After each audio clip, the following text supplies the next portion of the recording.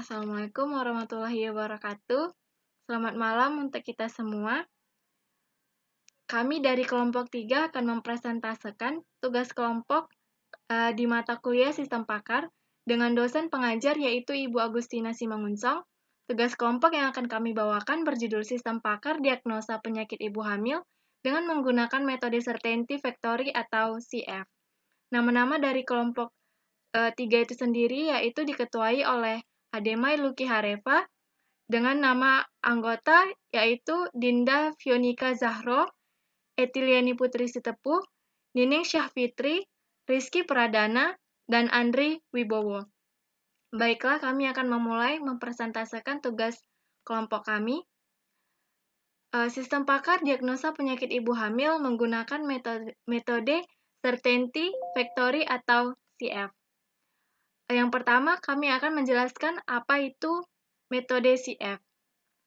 Metode CF adalah metode yang digunakan untuk mengakomodasi ketidakpastian pemikiran atau in-exact reasoning seorang pakar. Pada hasil pengujian sistem, metode CF memiliki kinerja sistem yang mampu berjalan sesuai kebutuhan fungsional dan hasil persentase akurasi dalam penentuan tingkat resiko kanker serviks sebesar 100% pada 30 data. Suci 2014. Selain itu, metode CF dapat menggambarkan tingkat keyakinan seseorang atau seorang pakar terhadap masalah yang sedang dihadapi. Sutojo 2011. Penjelasan selanjutnya akan dijelaskan oleh rekan saya. Terima kasih.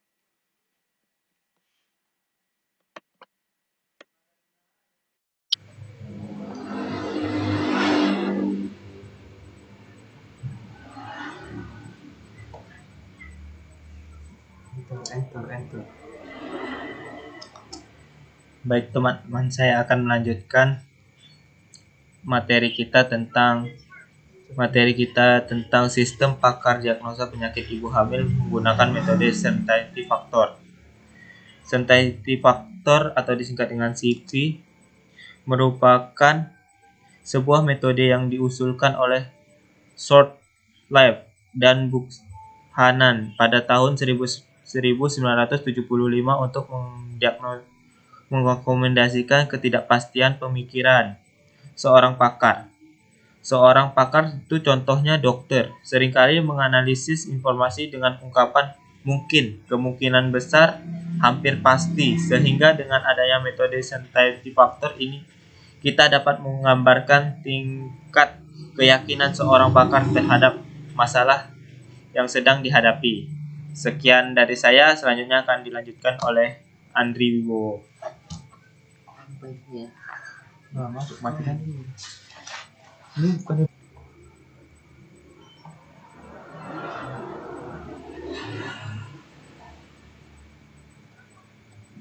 Baik, saya akan melanjutkan presentasi dari teman saya Rizky Pradana. Sistem pakar, apa sih itu sistem pakar? Istilah sistem pakar dari istilah knowledge based expert system. Sistem pakar menggunakan pengetahuan seorang pakar yang melakukan ke dalam komputer. Seorang yang bukan pakar atau ahli menggunakan sistem pakar untuk meningkatkan kemampuan pemecahan masalah. Sedangkan seorang pakar menggunakan sistem pakar untuk knowledge assistant. Baik, terima kasih dari saya. Dan dilanjutkan di teman kami saya lanjutkan. Baik, selamat malam semuanya. Perkenalkan, saya Ademai Luki Hareva dari kelompok 4 akan melanjutkan penjelasan mengenai materi dari kelompok kami, yaitu Certainty Factor.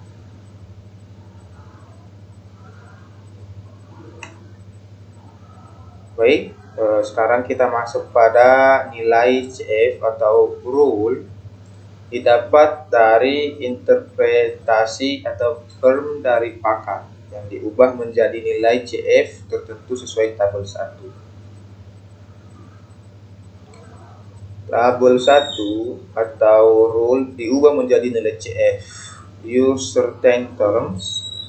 Definitely not atau tidak pasti adalah min 1,0. Hampir tidak pasti adalah nilai CF-nya 0,8. Kemungkinan besar tidak adalah 0,6. Min 0,6. Mungkin tidak min 0,4. Tidak tahu 0,2 sampai min 0,2 sampai 0,2. Mungkin 0,4. Kemungkinan besar 0,6. Hampir pasti 0,8. Dan kalau sudah pasti 1,0. Jadi contoh kasus. Dalam contoh kasus ini akan diperlihatkan seorang pasien dengan mengalami gejala-gejala sebagai berikut. Tes hamil positif G001, tidak haid G002, pusing G004, muntah G005, nyeri ulu hati G010, kejang G029, tekanan darah lebih besar 160 sampai 110 G031. Dari gejala di atas akan diketahui penyakit yang diderita oleh user dengan menggunakan metode resultantif faktor, di mana dari gejala yang sudah memiliki obat pakar tersebut akan dihitung dan menghasilkan diagnosa yang sesuai dengan data yang telah diinput user, dan berikut merupakan perhitungannya. Kalau hamil 1, hamil normal P001. Dari hasil pencocokan gejala input dan user terdapat 4 data gejala yang sama dengan hamil normal, yaitu sebagai berikut. Gejala tes hamil, CF-nya 0,6, tidak haid 0,5, pusing 0,4, muntah 0,6. Proses perhitungan resultant faktor combine adalah sebagai berikut.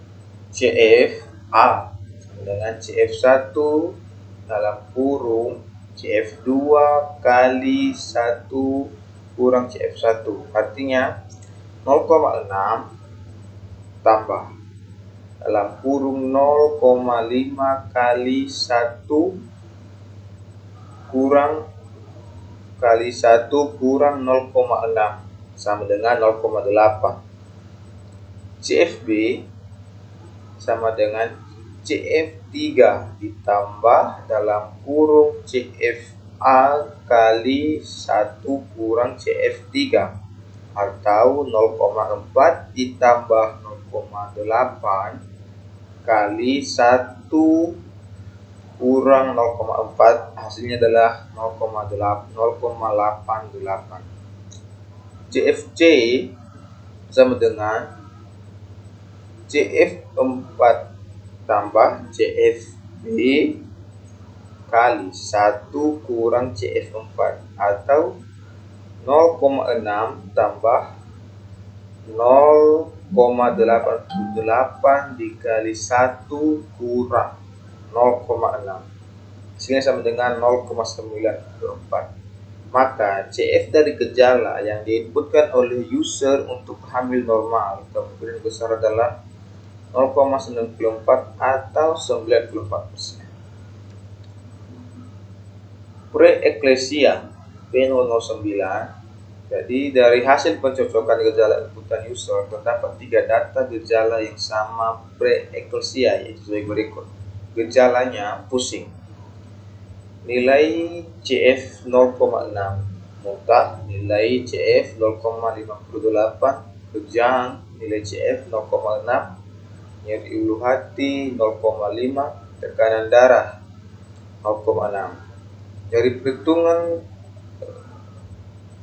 Proses perhitungan CF combine adalah sebagai berikut. CFA sama dengan CF1 ditambah CF2 kali 1 kurang CF1, atau 0,6 ditambah 0,58 dikali 1 kurang 0,6 sama dengan 0,832. Untuk CFB sama dengan CF3 tambah CFA kali 1 CF3 kali 1 kurang CF3 sama dengan 0,6 tambah 0,832 dikali 1 kurang 0,6 atau 0,9328. CFC CF4 tambah CFB dikali 1 kurang CF4 atau 0,5 tambah 0,9328 dikali 1 kurang 0,5, hasilnya 0,9664. CFD sama dengan CF5 tambah CFC kali 1 CF5, hasilnya 0,6 ditambah 0,9664 kali 1 kurang 0,6 sama dengan 0,98.656. Maka CF dari gejala yang diinputkan user untuk preeklesia kemungkinan besar 0,98.656 atau 98,5%. Dari perhitungan menggunakan metode sorted factor pada masing-masing penyakit diperoleh nilai maksimum CF adalah 0,98.656 atau 98,65% dengan penyakit preeklesia P009, sehingga dapat disimpulkan bahwa diagnosa penyakit dari gejala yang telah diinput user merupakan penyakit preeklesia. Karena tadi tingkat penyakit preeklesia 98% dibanding dengan hamil normal yang kemungkinan cuma 94%. Jadi dapat disimpulkan bahwa user akan mengalami penyakit preeklesia.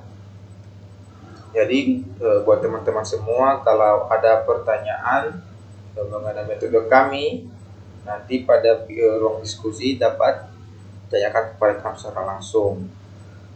Jadi sistem pakar diagnosa penyakit ibu hamil menggunakan metode sorted factor CF dilakukan dengan 2 tahap, yaitu pengujian validasi dan pengujian akurasi.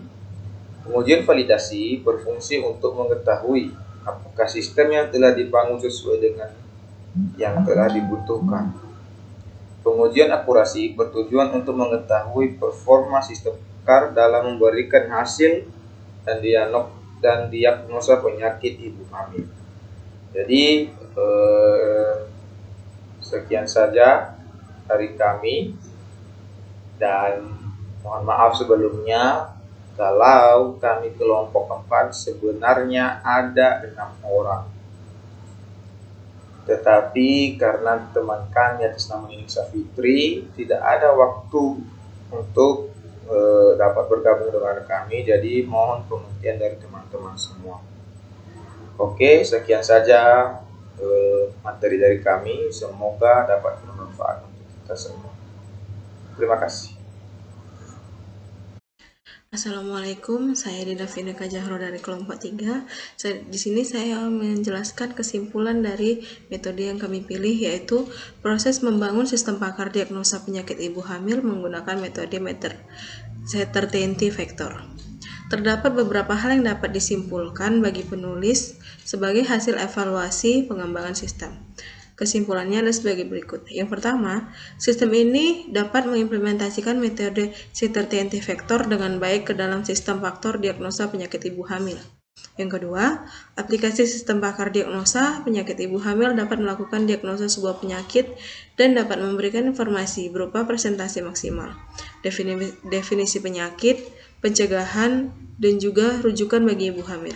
Yang ketiga, sistem pakar ini dapat dijadikan alternatif bagi ibu hamil dalam mengenali tanda bahaya melalui gejala-gejala yang dirasakan. Selain dapat memberikan informasi mengenai penyakit, sistem ini akan dapat membantu ibu hamil dalam menunjukkan tempat rujukan yang tepat sehingga dapat ditangani oleh para medis dengan tepat. Yang keempat, setelah dilakukan pengujian fungsionalitas pada sistem pakar diagnosa penyakit ibu hamil ini memiliki tingkat validasi sebesar 100%, sedangkan pengujian akurasi memiliki tingkat akurasi sebesar 100% juga. Saran dari metode yang kami gunakan adalah bahwa dalam jurnal yang kami gunakan ini tidak diberitahu aplikasi atau program apa yang digunakan untuk menguji penyakit ibu hamil. Yang kedua, dalam metode certainty factor seharusnya lebih dijelaskan lagi tabel kebenarannya untuk menguji penyakit ibu hamil supaya pembaca dapat memahami lebih jelas lagi. Itulah penjelasan dari kami mengenai kesimpulan dan saran dari kelompok 3. Apabila ada kurang dan salah, kami mohon maaf. Assalamualaikum warahmatullahi wabarakatuh. Selamat malam teman-teman. Jadi di sini saya akan melanjutkan mengenai kelompok kami, yaitu saya akan mendemokan sebuah program aplikasi yang menggunakan certainty factor.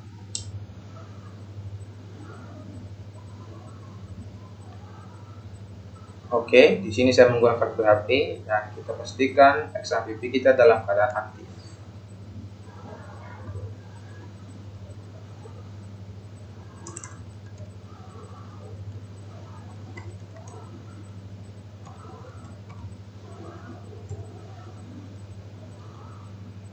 Jadi ini adalah sebuah program aplikasi di mana untuk sistem pakar diagnosa pada ayam, yaitu jika kita punya peliharaan, jadi di sini kita bisa mengetahui penyakit ayam berdasarkan gejala-gejala yang ada. Oke, masuk pada diagnosa, langsung pada perhitungan. Jadi ini adalah diagnosa penyakit. Ini kode dan gejala-gejala yang ada. Gejala ini mungkin bisa kurang atau bisa lebih, tergantung si pembuat. Oke, kita akan mulai. Nomor 1 dengan kode G001, yaitu gejala nafsu makan berkurang. Ini adalah kondisi ya teman-teman. Jadi kita bisa memilih kondisi sesuai yang kita pakai nafsu makan berkurang. Bisa saja, contohnya kita pasti ya. Dari beberapa kondisi kita pilih yang hanya sesuai dengan gejala. Misalnya nafsu ngorok basah, bersin-bersin, batuk,